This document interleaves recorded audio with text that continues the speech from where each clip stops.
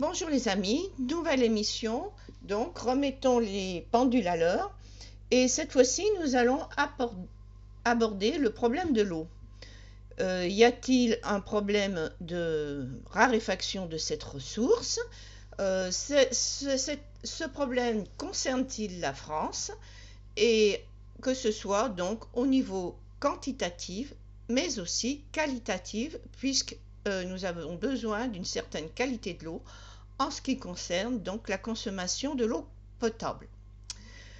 J'aborde ce sujet parce qu'il a été abordé rapidement sous forme de boutade par Éric Zemmour dans son émission Face à ses archives ADN, l'émission politique de l'INA. Donc dans cette émission, le candidat donc à la présidentielle qu'est Éric Zemmour fait un retour. Là vous le voyez, quand il était jeune, il intervient donc sur ses activités par le passé, ses prises de position, etc. Donc c'est les souvenirs d'archives. Et il nous a fait aussi part donc des souvenirs de l'époque en évoquant René Dumont, en disant, vous voyez bien que les écologistes sont des prophètes de malheur, dont les malédictions ne se réalisent pas, puisqu'il nous avait promis un manque d'eau d'ici la fin du siècle. La fin du siècle est passée et nous ne manquons pas d'eau. Alors, bémol, René Dumont, dans son émission, parlait des ressources d'eau au niveau de la planète. Il ne faut pas oublier que nous vivons dans un monde interconnecté. La guerre se passe en Ukraine, mais pourtant c'est toute la planète qui en tremble, avec un risque donc pour les pays développés en Occident, en Europe, avec les répercussions sur le gaz, et en Afrique, la production céréalière avec un risque de famine importante. Donc on parle d'ouragan de famine. Eh bien, vous devinez bien que si les problèmes de manque d'eau ne viennent qu'à s'accroître, les tensions internationales ne pourront qu'en souffrir et la France, donc, dans ce grand séisme, ne pourra donc non plus échapper aux conséquences. C'est-à-dire les migrations, les révolutions, les guerres. Quand une ressource manque, eh bien on se bat pour l'accaparer. Et il y aura indirectement aussi donc le problème des céréales qui consomment donc une culture qui consomme beaucoup d'eau. Surtout lorsqu'on utilise donc les méthodes de l'agriculture intensive.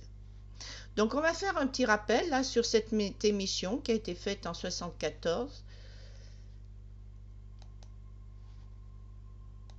Donc vous voyez ici notre René Dumont en 1974 qui alertait: nous allons bientôt manquer d'eau. L'eau potable, véritable or bleu, est devenue un enjeu majeur pour l'humanité. La raréfaction de l'eau, c'est ce que disait René Dumont, le candidat écologiste à l'élection présidentielle en 1974, que nous vous proposons de réécouter. Donc vous voyez, Lina, là, donc il y a eu un rappel qui a été fait en 2019. Donc si vous voulez, vous pourrez aller consulter l'article. Maintenant, nous allons donc voir, faire un peu un bilan de l'eau, à la fois au niveau planétaire et aussi un petit tour, on va dire.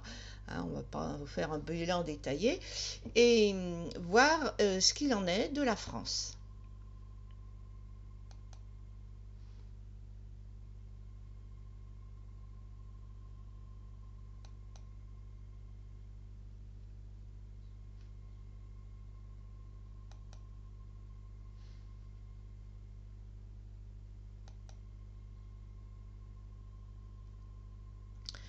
Alors en France, au niveau quantitatif, global, on n'a pas le problème de l'épuisement des nappes phréatiques comme on peut le voir ailleurs.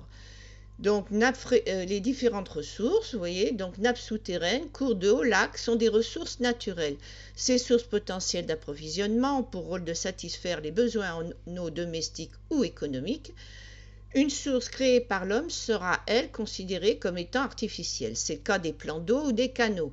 Les eaux littorales peuvent aussi constituer une ressource en eau, notamment dans certaines régions côtières, pour par exemple un usage domestique après dessalement ou pour alimenter des bassins d'aquaculture marine. Heureusement que certains se sont lancés dans le dessalement, bien que c'était initialement donc une technique extrêmement onéreuse, et ça le reste d'ailleurs, et coûteuse également en énergie. Donc vous voyez, on trouve une solution, mais il y a toujours des problèmes qui se greffent dessus.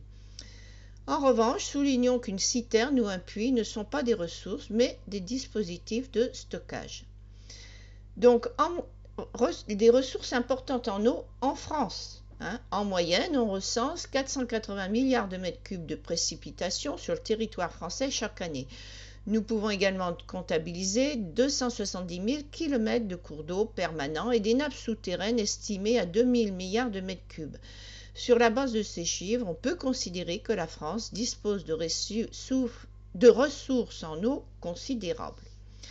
Donc, pour les précipitations, vous voyez, c'est sûr qu'il faudrait faire des stockages, et également, par exemple, pour les cultures céréalières, on a besoin aussi pour les refroidissements des centrales nucléaires dont on nous promet qu'elles vont pousser comme des champignons d'ici quelque temps, avec les dangers que cela comporte, mais ça c'est un autre sujet.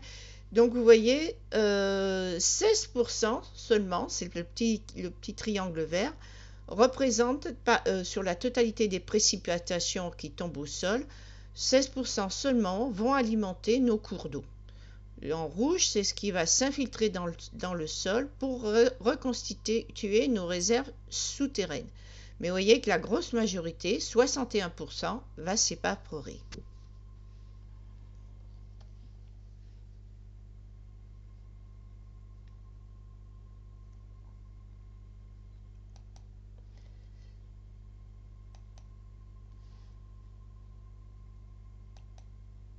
Mais ce qu'on vous précise, ça que vous savez évidemment, la situation de l'eau varie en France beaucoup suivant les régions. La ressource en eau disponible, donc on l'a déjà vu, elle est largement suffisante. On estime que la globalité des besoins du pays est de 32 milliards de mètres cubes par an. Un Français dispose ainsi de 3 265 mètres cubes d'eau par an, alors que le seuil de stress hydrique établi par l'Organisation mondiale de la santé est de 1700 mètres cubes. C'est-à-dire à partir de 1700 mètres cubes et en dessous, eh bien, vous êtes rationné au niveau eau, ça crée des problèmes. Alors, donc, les situations, ce que je vous disais, ne sont pas homogènes. La régularité de la pluviométrie varie entre 0,5 et 2 mètres par an selon les régions et les niveaux d'écoulement peuvent aller de 1 à 10. La France est régulièrement, pourtant malgré tout, affectée par des épisodes de sécheresse. Donc on vous parle notamment de la sécheresse agricole quand l'humidité est insuffisante pour les cultures et une sécheresse hydraulique quand les réserves d'eau disponibles dans les nappes souterraines, lacs et réservoirs descendent en dessous de la moyenne. Donc il y a différents types de sécheresse, évidemment, la seconde étant bien plus grave puisqu'on ne pourra pas utiliser de l'eau puisée. La période où les pluies rechargent les nappes se situe de septembre à avril. En dehors de cette période, le rechargement des nappes souterraines par les précipitations est inefficace. Lorsqu'il y a la sécheresse, c'est la surface de la nappe souterraine qui sèche et a du mal à humidifier le sol au-dessus d'elle, ressortir sous forme de source ou soutenir le débit des cours d'eau. En France, en cas de sécheresse, l'approvisionnement de la population en eau potable n'est pas menacé. Les sources d'approvisionnement sont variées, les réseaux sont suffisamment interconnectés pour pallier à un manque d'eau si l'un d'entre eux faisait défaut. Mais des nappes souterraines insuffisamment rechargées, peu de pluie en printemps ou au début de l'été, alors que c'est le moment où les cultures ont le plus besoin d'eau, sont des facteurs de pénurie d'eau. C'est pourquoi dans des territoires où le déficit en eau est lié à l'agriculture, la répartition des volumes d'eau d'irrigation est désormais confiée à un organisme de gestion collective qui délivre les autorisations de prélèvement d'eau.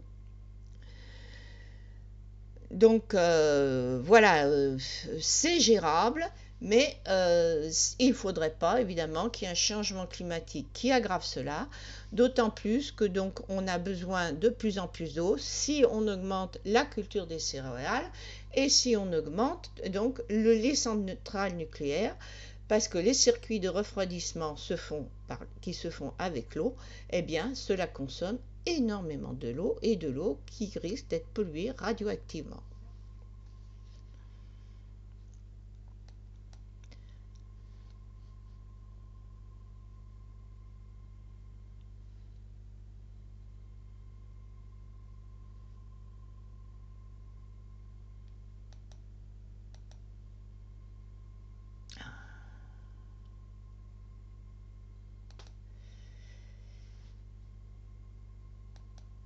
Mais donc, il n'y a pas que le problème de la ressource, il y a aussi les problèmes d'affaissement des sols menacés. Un cinquième de la population mondiale donc est menacée par l'affaissement des sols du fait de la disparition donc des nappes phréatiques. Ça fait un trou en somme, le plafond s'effondre et ça vous fait un cratère immense qui peut donc même faire disparaître des villes. Donc vous voyez, pompage excessif des nappes souterraines, poids des constructions, sécheresse, partout dans le monde, des villes entières s'enfoncent dans le sol à une vitesse vertigineuse. Des chercheurs viennent d'établir une carte mondiale des zones les plus à risque, avec notre classement exclusif des pays les plus touchés. Donc je voulais vous faire voir aussi, donc par contre aussi les problèmes de manque d'eau que nous avons donc un peu partout dans le monde et ses conséquences.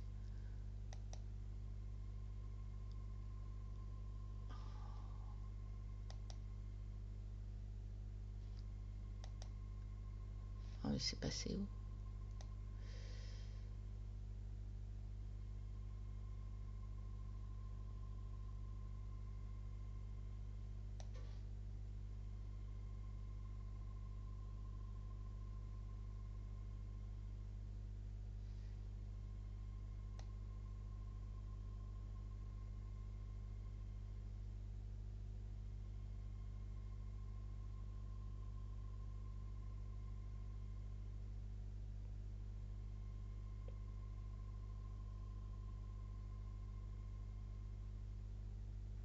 Ah, voilà.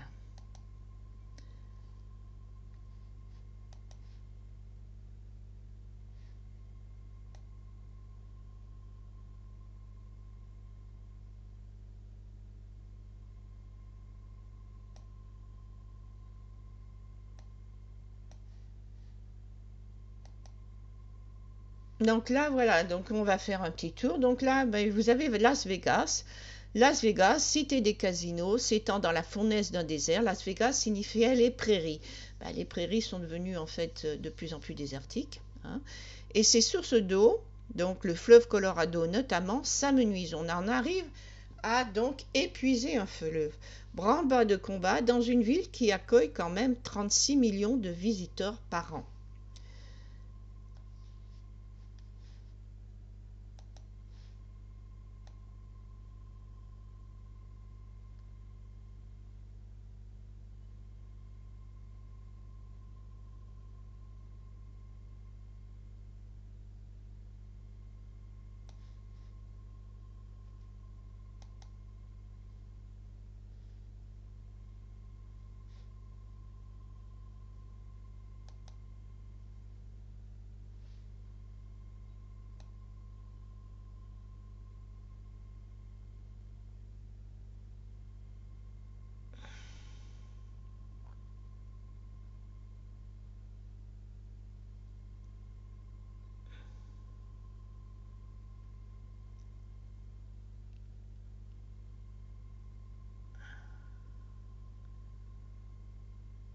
C'est passé où?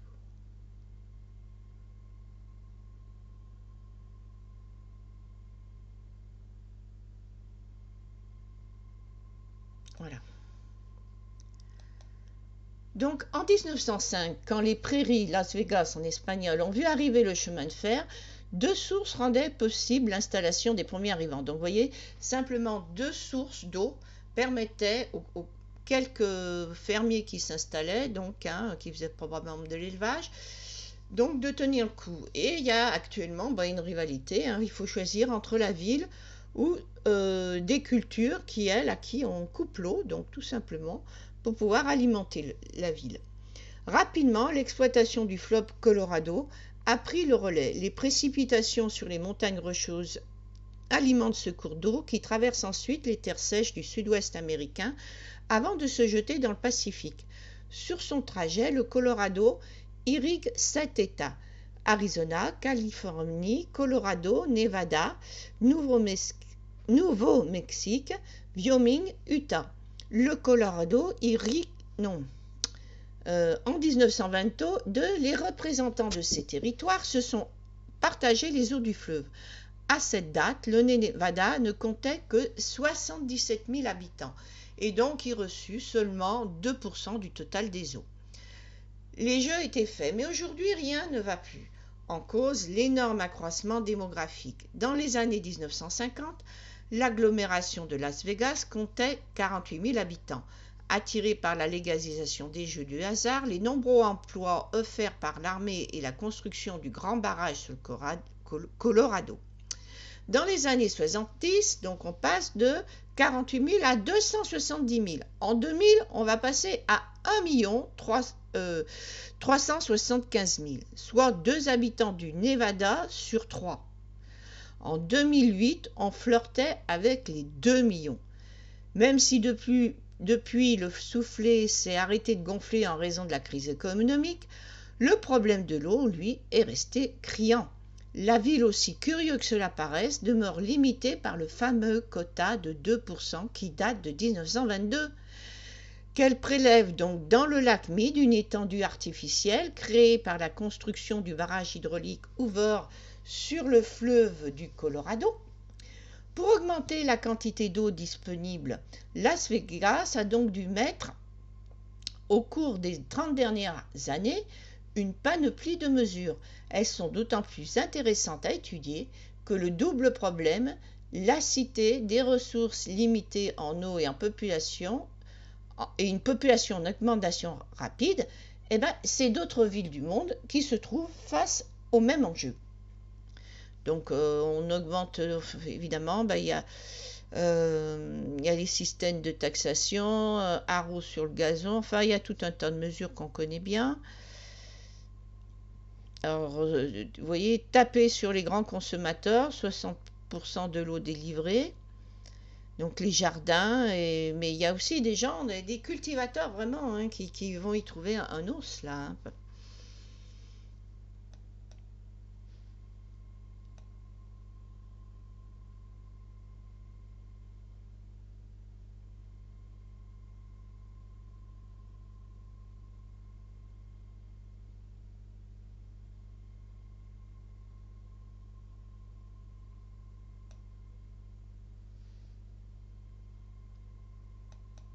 Donc vous voyez, Orange Little, justement, à 5 heures de route de Vegas, 5 heures c'est quand même pas à côté, on se croirait sur une autre planète. Les aigles tournoient dans le ciel et si le vent souffle, on peut apercevoir une antilope à travers le feuillage.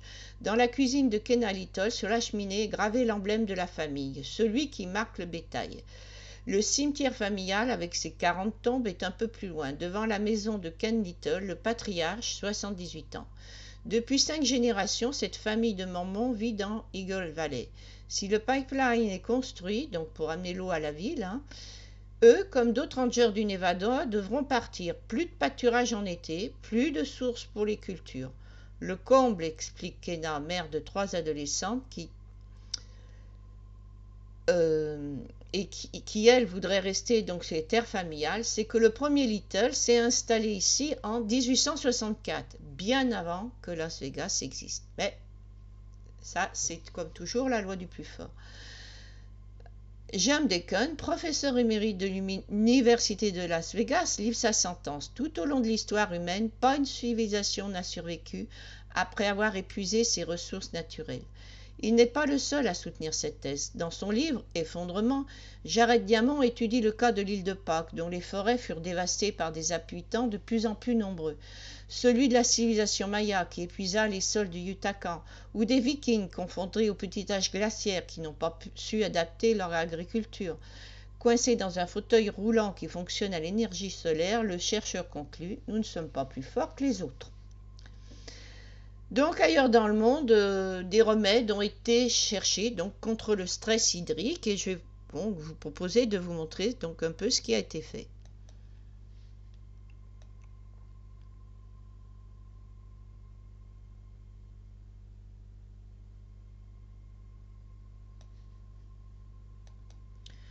Alors, ailleurs dans le monde, des remèdes contre le stress hydrique pour le programme des Nations Unies pour le développement.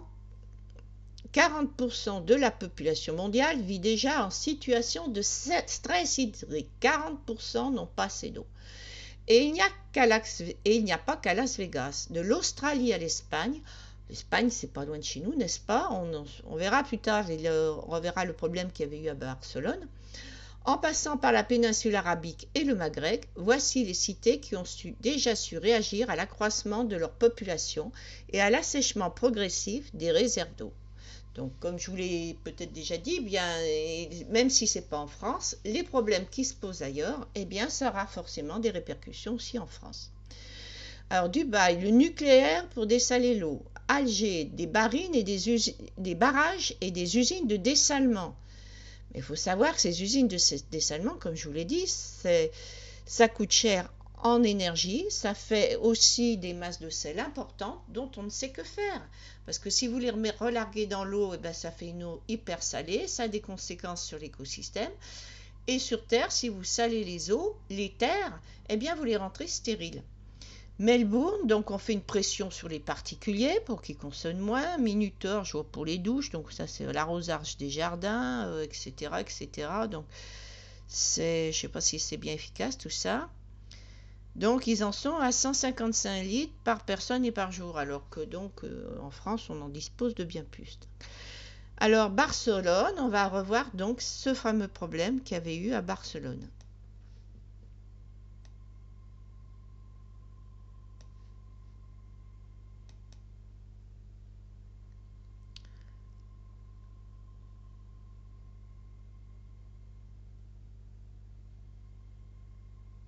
Donc Barcelone, la mer source inépuisable, la Catalane connaît un important déficit en eau. Son fleuve, le Llobregat, trop pompé, n'est qu'un ruisseau. En 2008, en pleine sécheresse, des bateaux-citernes venus de Marseille et de Tarragone ont amené l'eau. Plusieurs solutions furent envisagées, dont la construction d'un pharaonique aqueduc permettant d'acheminer l'eau du Rhône. Une usine de dessalement vient d'être inaugurée et la construction de 2 autres est prévue. Donc le problème de l'eau, c'est un problème sérieux que Dumont avait tout à fait raison de mettre en avant.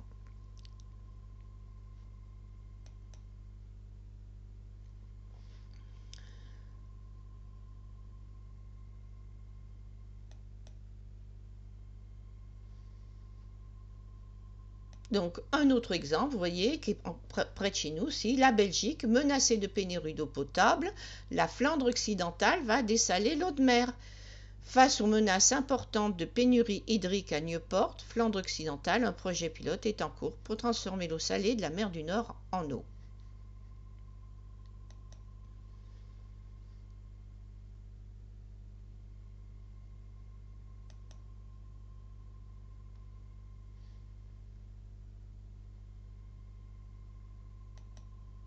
Mais il n'y a pas que le problème qualitatif, il y a aussi le quantitatif, je veux dire, il y a aussi le problème qualitatif. Et ça, eh ben, c'est un autre problème, comme on dit. Et en France, eh bien, si nous n'avons peut-être pas trop de sujets au niveau de la quantité qu'on peut compenser d'une région à une autre, encore que si on change avec une politique qui verrait moins de forêts, plus de cultures de céréales, plus de centrales nucléaires, eh bien, les problèmes, il risque d'y avoir aussi quelques petits problèmes qui vont s'accroître. Donc voilà, question écrite concernant la qualité de l'eau. Donc vous voyez, c'est sur le site du Sénat. Ça date de 2015 et voilà ce qu'on peut lire. Un rapport de l'organisation non gouvernementale Greenpeace intitulé L'Europe accro aux pesticides et publié en 2015 compile les données d'environ 250 publications scientifiques afin de faire le point sur l'impact environnemental des pesticides utilisés par l'agriculture industrielle dans l'Union européenne. Il montre notamment que les pesticides mettent en péril la biodiversité, sont largement disséminés dans l'environnement et transportés par l'air, l'eau et même par les tissus des organismes vivants, c'est-à-dire les poissons. Vous savez, il y a le fameux problème des poissons donc, qui se féminisent. Si on n'a plus que des femelles, eh bien, ils ne se reproduiront plus. Et si cela a une incitation sur la sexualité des poissons, on peut se poser la question, quels sont les impacts pour l'homme? On verra ça tout à l'heure. Donc, où on en était? Donc parfois, cette pollution du fait des poissons, de l'eau, ça peut se retrouver donc très loin du lieu où ils ont été appliqués. En publiant les chiffres de son programme de surveillance 2013, l'agence de l'eau Rhône-Méditerranée-Corse a ainsi, via 15 millions d'analyses réalisées régulièrement depuis 2008, recensé 150 pesticides retrouvés chaque année dans quelques 13 000 km de cours d'eau du sud-est de la France. Donc là, on est à l'est. Majoritairement des herbicides. Or, on verra, on a des problèmes en Rhône-Alpes sur les pubertés précoces chez les filles et des problèmes aussi de diminution du sperme et tout qui sont aussi régionalisés.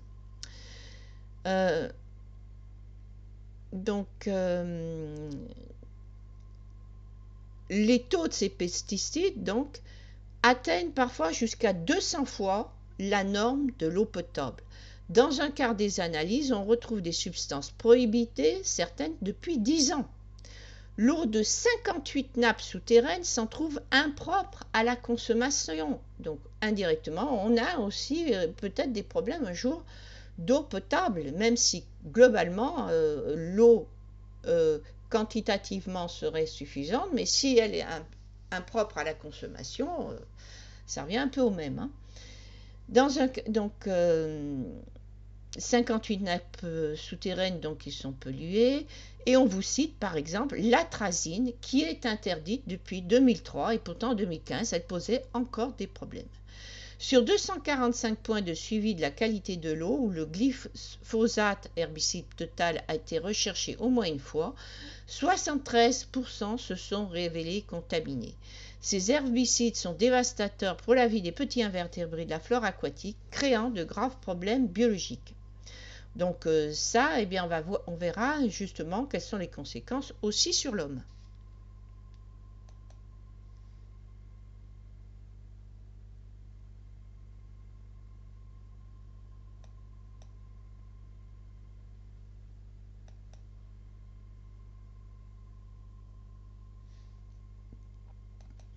Alors vous voyez ce titre de Futura Santé, mauvaise qualité du sperme, puberté précoce, l'environnement en cause.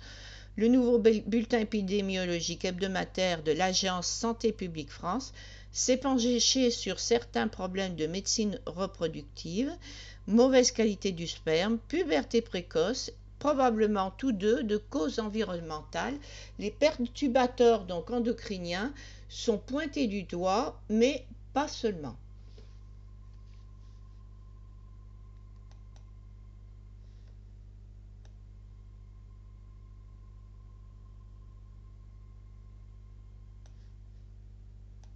Donc là, vous pouvez voir l'Agence Santé publique de France, donc dans son bulletin, en étudiant le sperme, la tendance est inquiétante. Entre 1989 et 2005, la concentration en spermatozoïdes a chuté de près d'un tiers, moins de 32,2%, soit près de 2% par an, d'après des mesures réalisées sur près de 27 000 hommes.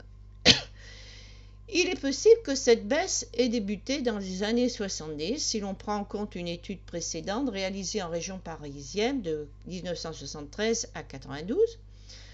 ont souligné les chercheurs, ce phénomène n'est pas propre à la France. Les auteurs citent une étude de 2017 qui évalue cette baisse à 1,4 par an en moyenne, donc un peu moins qu'en France. On est particulièrement touché, peut-être justement parce qu'on est un pays agricole, hein, et que c'est la culture des céréales est un important facteur de pollution donc par ce type de produit.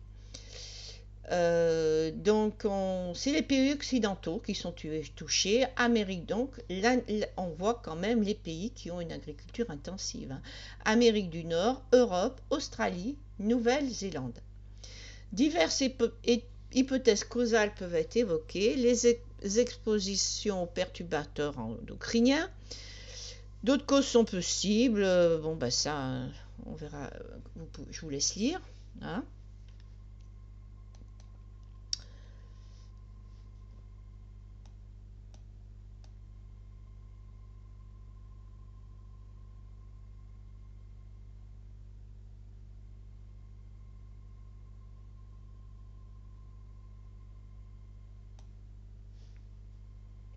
Et là encore, il y a la pollution de l'air aussi qui a une incidence, hein. Les cas de cancer de testicules chez des patients âgés de 20 à 40 ans progressent. L'incidence de la maladie a augmenté de 1,5% par an. Donc, les populations d'origine européenne, donc il y a peut-être des facteurs génétiques, mais évidemment, on a toujours impliqué facteurs environnementaux et facteurs génétiques. Les pubertés précoces, donc avec une augmentation des signes de puberté avant l'âge de 8 ans.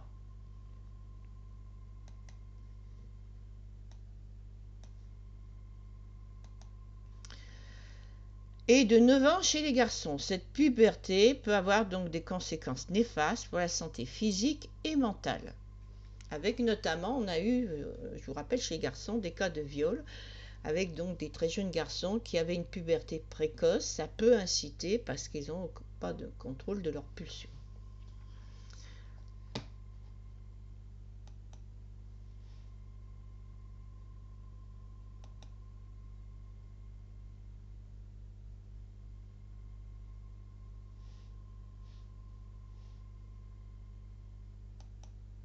Alors, une autre source, vous voyez. Pour la première fois en France, une étude réalisée par Santé publique France, portant sur une période allant de 2011 à 2013, recense le nombre d'enfants atteints de puberté précoce pathologique. Chaque année dans notre pays, un peu plus de 1150 filles et 110 garçons présentent des signes pubertaires avant l'âge de 8 ans chez la fille et 9 ans chez le garçon. Donc ça serait le sud de la France qui est le plus touché.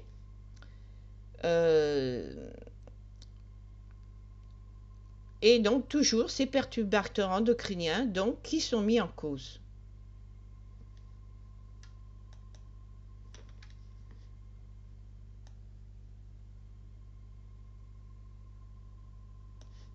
Donc là, vous voyez cette étude, donc ça sortait de France Info. Et ça date donc de 2017.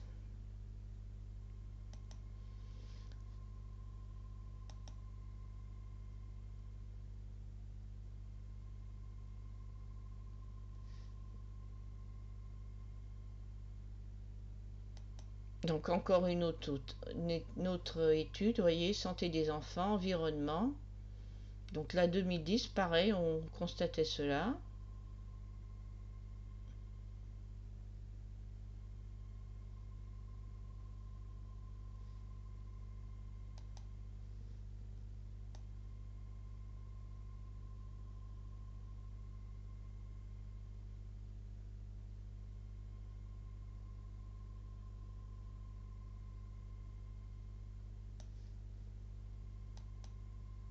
Alors, le nombre de substances chimiques présentes sur le marché d'enfants est en 80 000. Seulement 1 ou 2% d'entre elles ont été évaluées pour leurs effets sanitaires en général, donc les autres on ne sait pas. Et une douzaine d'entre elles ont été évaluées pour l'effet sur les glandes mammaires. Donc l'obésité contribuerait également à l'apparition d'une puberté précoce. Donc ça, effectivement, c'est aussi en augmentation.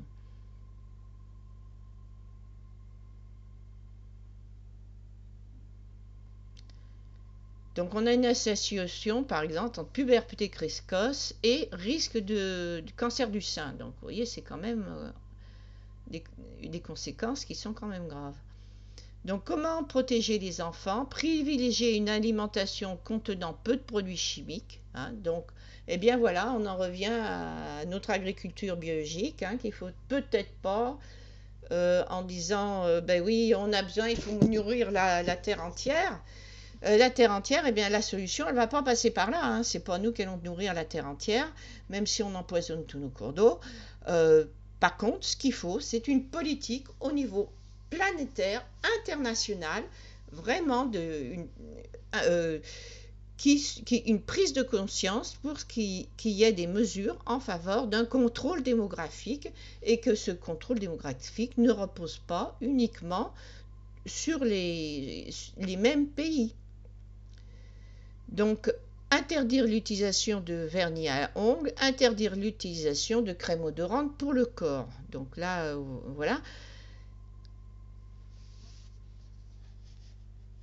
Et tous ces produits, évidemment, ça se retrouve aussi dans l'eau. Hein.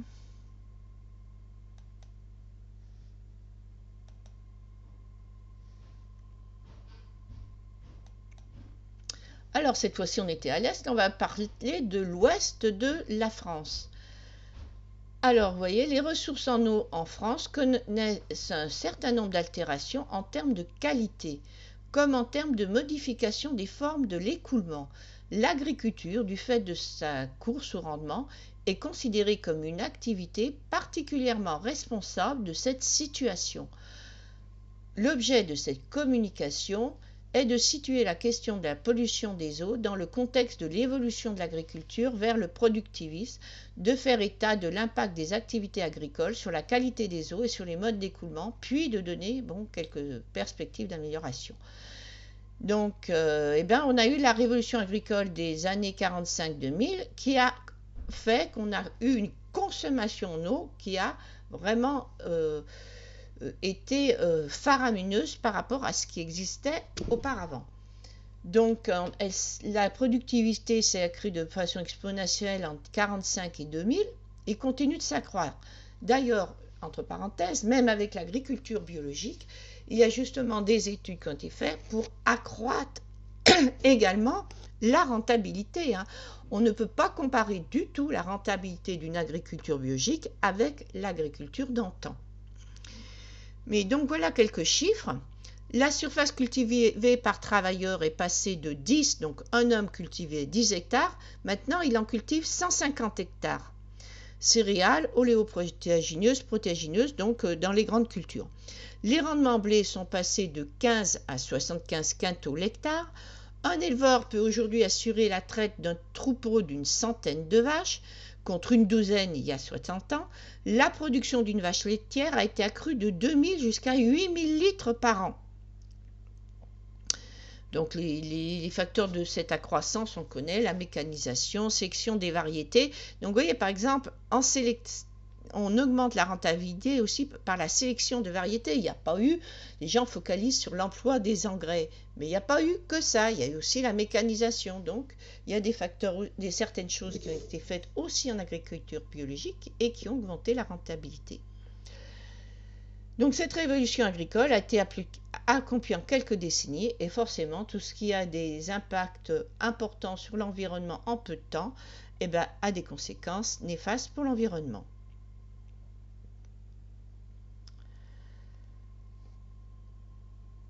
Donc on va voir les conséquences maintenant de cette politique.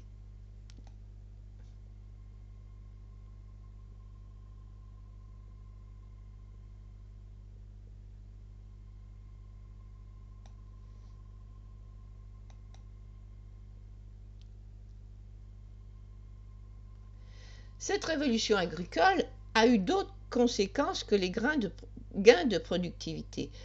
L'accroissement des rendements, l'organisation de filières agroalimentaires localisées et la baisse des coûts de transport ont entraîné une spécialisation des espaces agricoles donc c'est l'inverse justement de la biodiversité, n'est-ce pas, sur laquelle on est revenu parce que ça épuise les sols,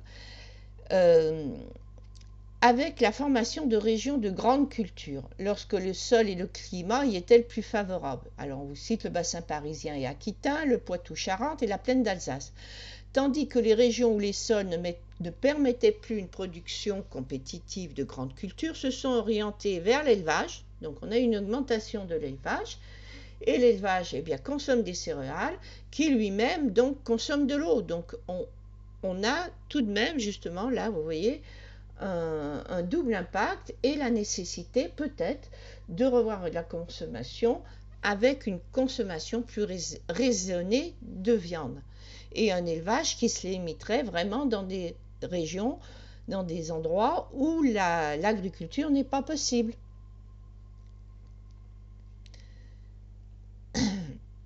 Donc la vigne, autrefois présente dans de nombreuses exploitations, s'est concentrée dans les meilleurs terroirs. Donc tout, vous voyez, production légumière, fruitière. Elles occupent les sols légers des vallées alluviales et les régions à climat doux. Donc enfin, les espaces les plus défavorisés ont été condamnés à la déprise, voire à l'abandon et au boisement. Donc il faut peut-être rééquilibrer, retrouver peut-être une agriculture expansive, moins toxique, et qui peut avoir un effet aussi bénéfique sur l'environnement dans ce cas-là.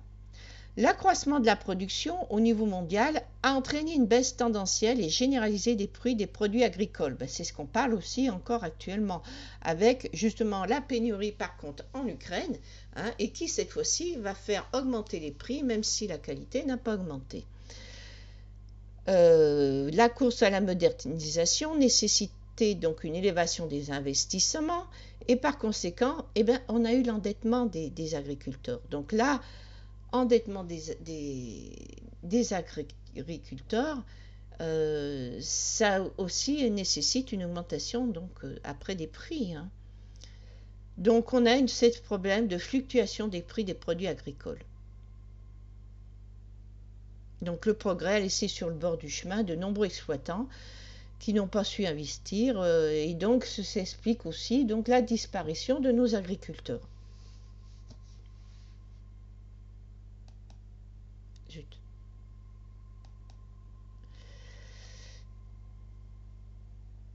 Où c'est qu'on en était ? Et enfin, donc, cette croissance de production a entraîné une dégradation très nette de la qualité de l'eau et une modification des écoulements. Les engrais minéraux sont souvent incriminés comme cause de pollution. Leur emploi a été généralisé pour accroître les rendements. Nous sommes passés d'une consommation annuelle mondiale de 4 millions de tonnes à 17 millions en 1950 et 130 millions en 1990. Alors aujourd'hui, je ne sais pas combien on est. Cette croissance des consommations se poursuit actuellement par l'élargissement géographique, notamment en Asie des moussons, tandis qu'elle subit une stagnation, voire un infléchissement en France depuis 2000. La consommation de pesticides suit une évolution similaire. Après un accroissement de l'usage de ces produits jusqu'à la fin des années 90, nous observons depuis 2000 une légère baisse de leur consommation en France. Et maintenant, on vous parle de les augmenter parce qu'il faut nourrir le monde. Mais vous voyez, le problème n'est pas aussi simple.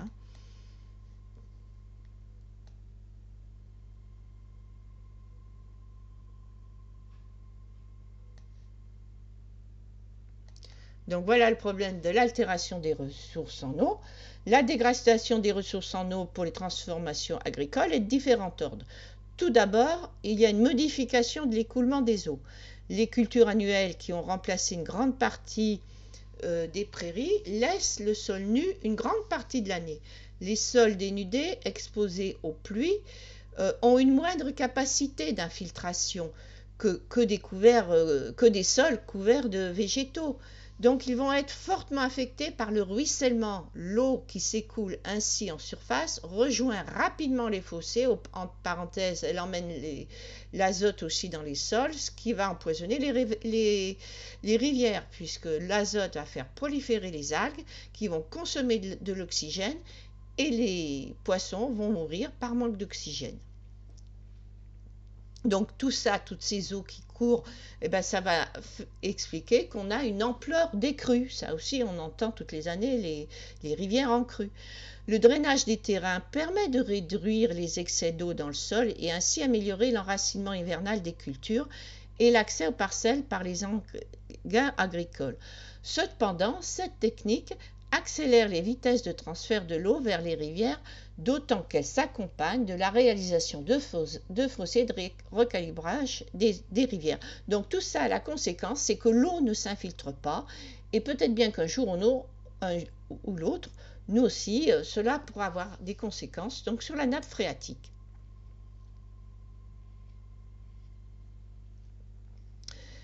Voilà, l'irrigation a un impact inverse. En prélevant une partie des débits des nappes souterraines ou des cours d'eau en période estivale, cet usage accroît la sévérité des étiages et entre en concurrence avec d'autres usages de l'eau.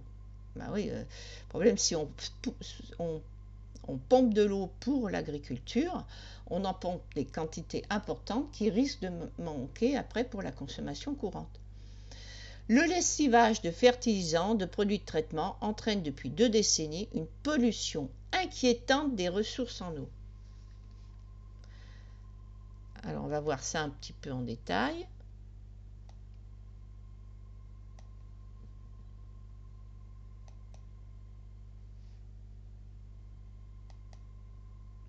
Si l'emploi des engrais des pesticides est souvent responsable, il ne faut pas oublier que la concentration des cheptels dans certaines régions est également une cause importante de pollution. Les déjections animales peuvent en effet être absorbées par les cultures ou les prairies jusqu'à une certaine quantité. Mais lorsque la densité d'animaux dépasse certains seuils, les nitrates et le phosphore qu'ils rejettent se trouvent en excès dans les sols et risquent alors d'être transférés vers les ressources en eau. Alors on vous parle du nitrate, qui est une molécule souvent incriminée. Cet élément contenu dans les engrais minéraux, fumier, lisier, présente des risques pour la santé. Des études ont montré son caractère cancérigène. Par ailleurs, il induit une perturbation des écosystèmes aquatiques. Le phosphore a les mêmes sources que le nitrate, c'est-à-dire liées à l'élevage.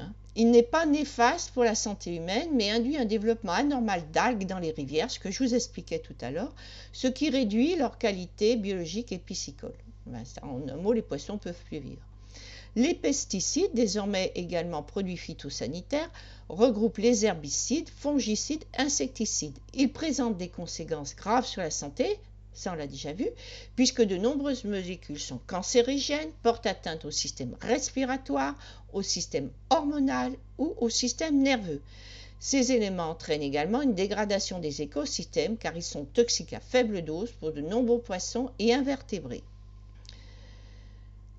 Donc il faut noter que l'épandage ne se traduit pas immédiatement par une pollution des cours d'eau ou des nappes phréatiques. Et inversement, si on réduit leur usage, on ne va pas constater tout de suite une amélioration. Pourquoi ? Avant de pouvoir rejoindre la ressource en eau, ces éléments qui sont avec les eaux de ruissellement doivent traverser les sols ou couler sur des versants et ça peut prendre quelques jours à plusieurs années suivant les cas. Donc voyons à présent la qualité des cours d'eau en France, qu'on nous a déjà présenté tout à l'heure. Donc on va voir ici ce qu'ils en disent.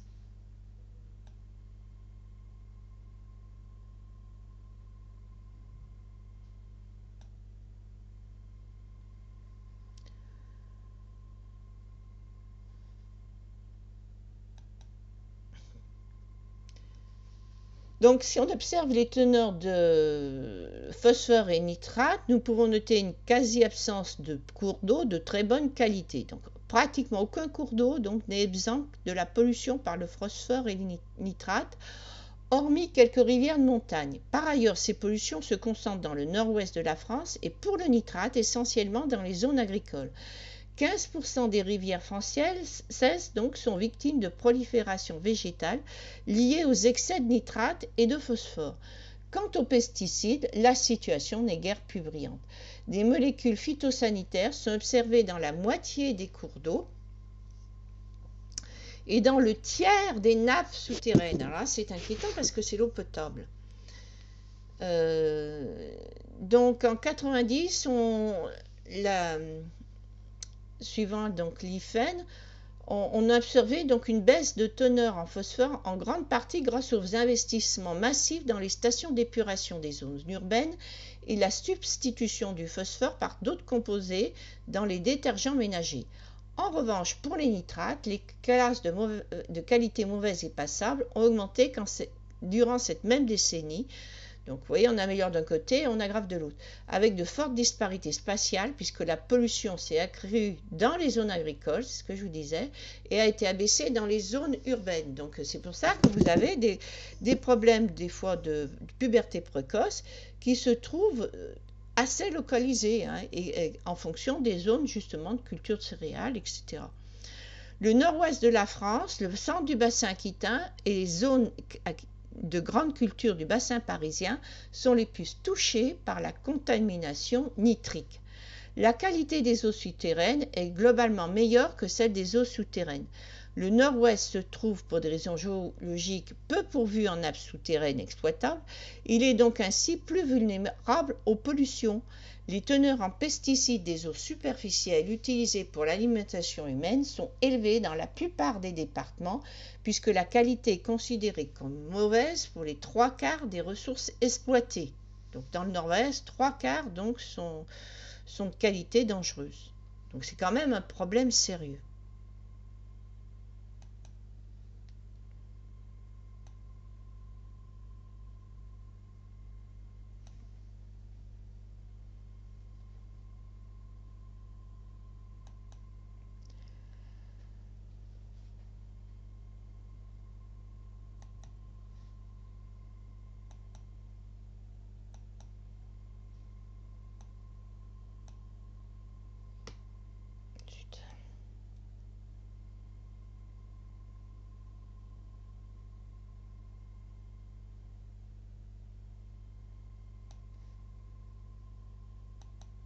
Alors, vous voyez, j'ai mis un peu plus gros. Donc, on vous propose des voies d'amélioration. Les techniques qui visent à limiter le lessivage en hiver avec les cultures pièges à nitrate. Limiter les traitements de pesticides. Limiter et fractionner les apports de fertilisants.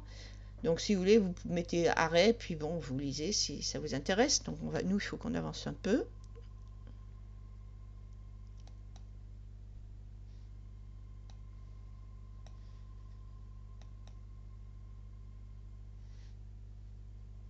Donc voilà, donc la source, vous voyez, c'est HAL, Open Science. Donc, 15e forum du monde diplomatique, les carrefours de la pensée. Voilà d'où c'est tiré.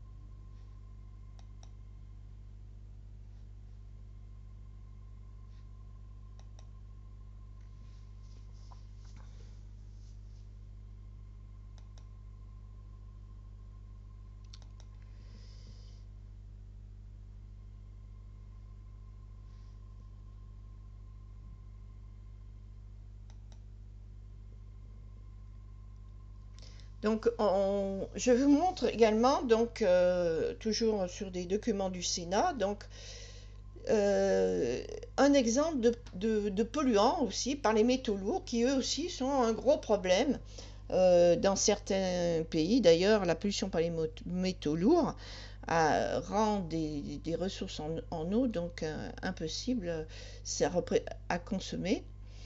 Et c'est un très gros problème donc pour avoir de l'eau potable, cette pollution par des métaux lourds en Afrique notamment. Mais donc les mesures d'exposition, la principale voie, alors là je prends comme exposition, eh bien c'est la Guadeloupe. La principale voie d'exposition des populations amérindiennes au mercure est la voie alimentaire liée à la consommation de poissons. Toutes les études ont clairement montré des concentrations de mercure dans les poissons de rivière en Guyane, qu'est-ce que je vous ai dit? En Guyane, très au-dessus des valeurs courantes. Le dépassement des normes réglementaires est cependant variable selon les poissons. Sur 44 variétés de poissons étudiées, la concentration moyenne de mercure s'étalonne selon les espèces, donc en 10 nanogrammes et 796 nanogrammes. En fait, ça dépend des endroits, et là où vous avez, donc c'est l'orpaillage qui est responsable de ces pollutions, hein. Et donc, on a une population Wayana de 4 villages de Guyane qui représentent 750 habitants. Et les résultats donc, des analyses montrent une intoxication donc, de ces populations.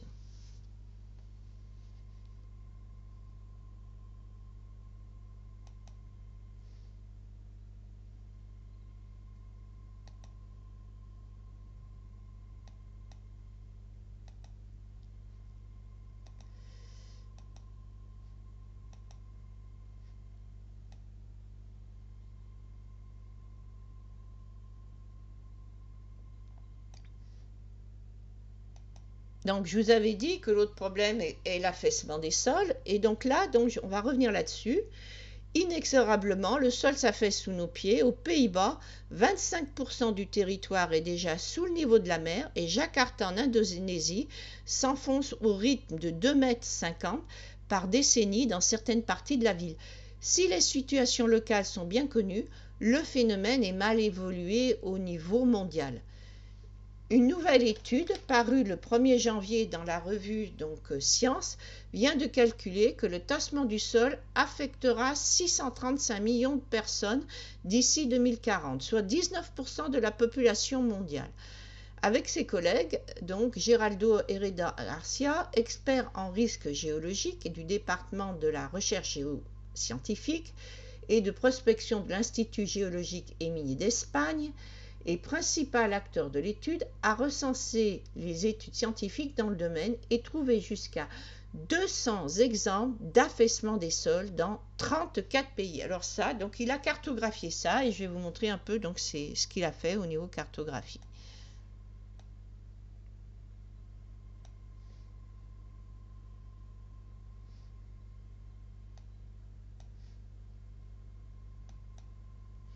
Donc vous voyez là en zone en rouge, hein, qui sont fortement impactés. On trouve aussi en Italie, on trouve aussi donc un peu le nord de la France vers la Belgique là.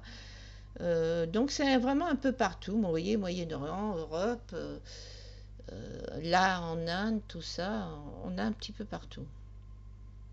Donc on va voir un peu des cas spécifiques, un peu de villes qui sont dans cette situation-là.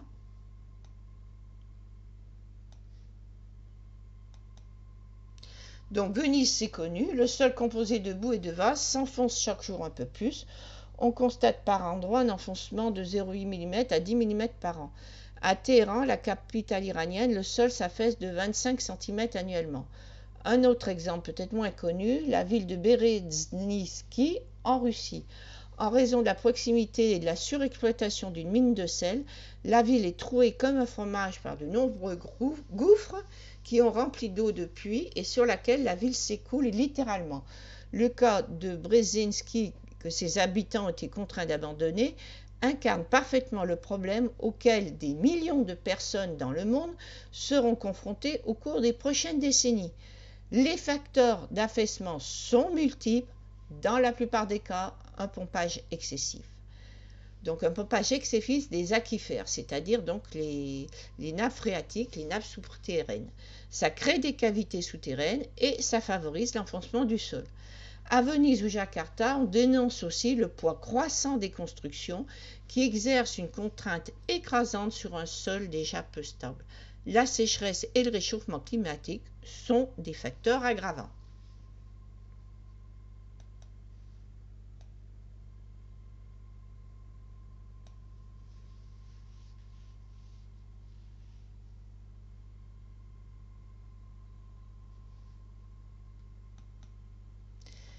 Et la conclusion, eh bien, elle est pas très gaie. L'affaissement des sols est un problème. Ah, non, plus optimiste par contre. Est un problème plus facile à gérer que le réchauffement climatique, assure donc selon un scientifique. À Tokyo, par exemple, qui souffrait d'un gros problème d'affaissement dans la première partie du XXe siècle, les restrictions de pompage, alors vous voyez, c'est qu'on peut avoir de l'eau, mais on peut être amené à arrêter le pompage du fait de l'affaissement du sol. À Jakarta, on a adopté une mesure encore plus radicale, déménager la capitale en pleine jungle dans une zone moins sujette aux inondations.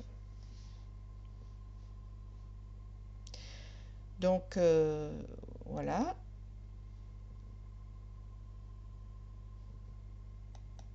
Ah, je crois, dernier point.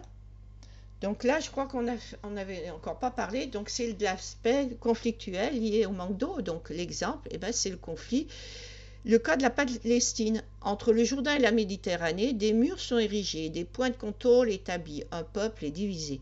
Mais la face occultée de ce conflit reste l'environnement. On oublie qu'Israéliens et Palestiniens puisent leurs eaux aux mêmes sources et partagent un semblable milieu naturel. Seulement, vous voyez, c'est évidemment là tous les puits qui sont donc en zone donc israélienne. Là, ces zones, eh ben, c'est des zones de très mauvaises conditions d'extraction de l'eau. Et les Palestiniens sont vraiment dans un stress hydrique très, très important.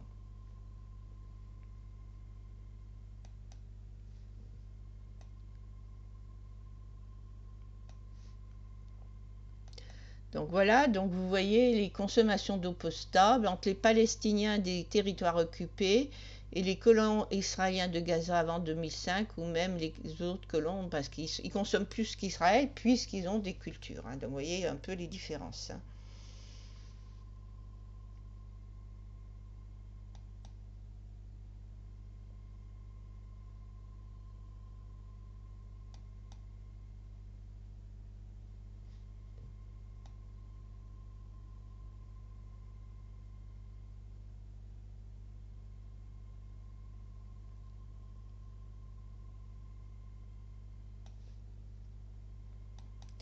Donc à l'injustice du partage de la terre entre Israéliens et Palestiniens s'ajoute la pollution d'un environnement commun qui pénalisera au final les deux peuples. Israël contrôle les ressources en eau, les Palestiniens n'ont pas accès à celles du Jourdain et ils doivent obtenir une autorisation pour construire des puits qui ne peuvent pas dépasser 140 mètres de profondeur alors que les colons peuvent creuser jusqu'à 800 mètres. Cette domination permet à l'État juif d'exploiter 82% des ressources de la nappe phréatique qui s'étend sous la Cisjordanie et Israël. Les Palestiniens de Cisjordanie consomment en moyenne 60 litres par personne et par jour, ce qui est très peu, contre 300 pour les Israéliens. L'eau est ainsi devenue une des causes majeures du sentiment d'injustice des Palestiniens. À moyen terme, cette surexploitation de l'eau tirée des nappes phréatiques aura des conséquences désastreuses. La nappe de la côte israélienne et de la bande de Gaza, déjà polluée par les engrais agricoles, baisse de 15 cm par an, ce qui conduit à des infiltrations fréquentes d'eau de mer et provoque des effondrements de terrain. Le long de la côte, on estime qu'environ un puits sur 5 est susceptible d'être fermé à cause de la pollution par les sels et le nitrate. Cette nappe risque aussi d'être souillée par des rejets d'eau usée non traités et l'infiltration de substances toxiques. Les sources de pollution sont israéliennes et palestiniennes, mais c'est l'occupation qui empêche leur diminution. Et évidemment, ce que je dis, faire face à tous les problèmes qui menacent, eh bien, il faudrait arriver à s'organiser et avoir une entente sur le plan international. Et ça, si vous voulez, eh bien, on est tributaire d'une loi naturelle, divine pour d'autres peut-être, qui date même de l'époque des dinosaures. Vous aviez des dinosaures, tous faisaient des œufs, mais certains ont protégé leurs œufs, et les espèces ont survécu et ont évolué vers même des espèces modernes, puisque les oiseaux d'aujourd'hui sont en fait une ascendance des dinosaures, entre autres, donc notamment, c'est assez évident un peu pour le coq, la poule, quoi. Et ceux qui n'ont pas su protéger leurs œufs, eh bien, ils ont disparu rapidement.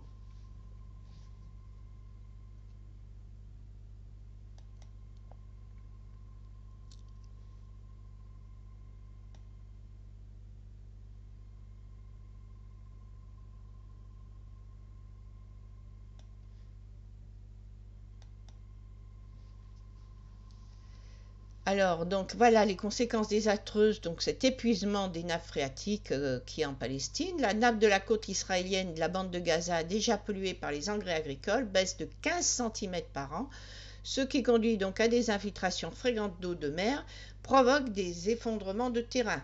Le long de la côte, on estime qu'environ un puits sur 5 est susceptible d'être fermé à cause de la pollution par le sel et nitrate. Cette nappe risque aussi d'être souillée par les rejets d'eau usée non traités et par l'infiltration de substances toxiques. Les sources de pollution sont israéliennes et palestiniennes, mais c'est l'occupation donc qui empêche leur diminution. Du côté israélien, les colonies rejettent dans la nature le contenu non traité de leurs égouts. C'est un spectacle frappant que de voir l'extrémité d'une canalisation sortir d'une colline sur laquelle est implantée une colonie et son contenu se déverser dans une vallée en contrebas exploitée par des paysans palestiniens. Du côté palestinien, on constate le manque d'installation de traitement des déchets. Bon, eh bien, je crois qu'on a fait à peu près le tour. Je vais vous remontrer un petit peu le plan que j'avais fait pour faire un petit peu un récapitulatif. Attendez. Non.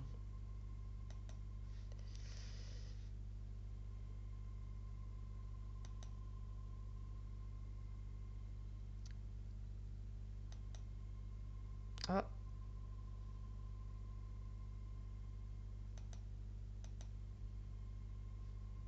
Voilà. Donc, vous voyez, là, on reprend. Donc, vous voyez, on a l'histoire, l'exemple de Las Vegas, hein, avec le problème de l'exploitation du fleuve du Colorado.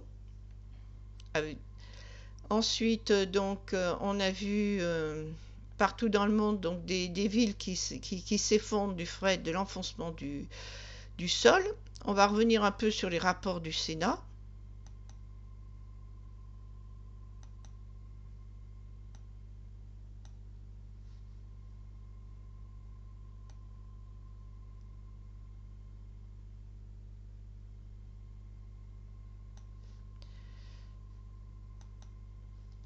Avec donc les rejets métalliques dans l'eau qui ont augmenté modérément en 5 ans au même rythme que la production. Donc si on augmente la production, la pollution va augmenter.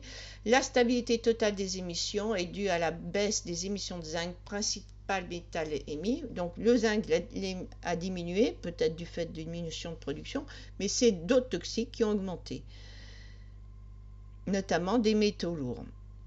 Donc on a plus de 40% pour le cadmium, plus 122% pour l'arsenic, plus 260% pour le mercure.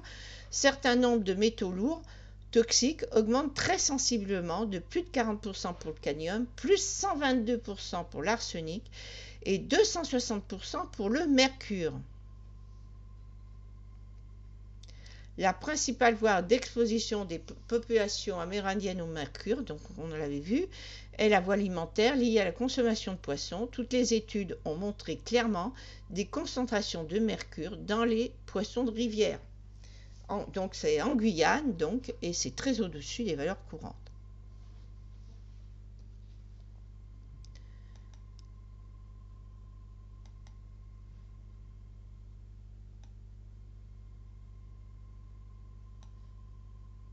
Donc je vous rappelle également donc des taux de polluants qui sont jusqu'à 200 fois la norme de l'eau potable,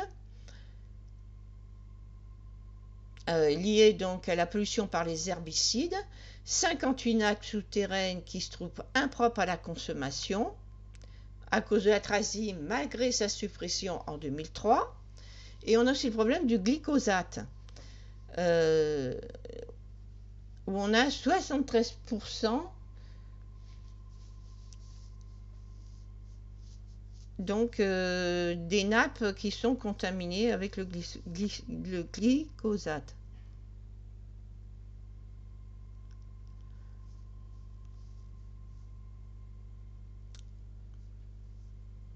Donc vous voyez, sexe féminin chez les poissons. En 1989 et 2005, le nombre de spermatozoïdes dans le sperme a diminué d'un tiers environ.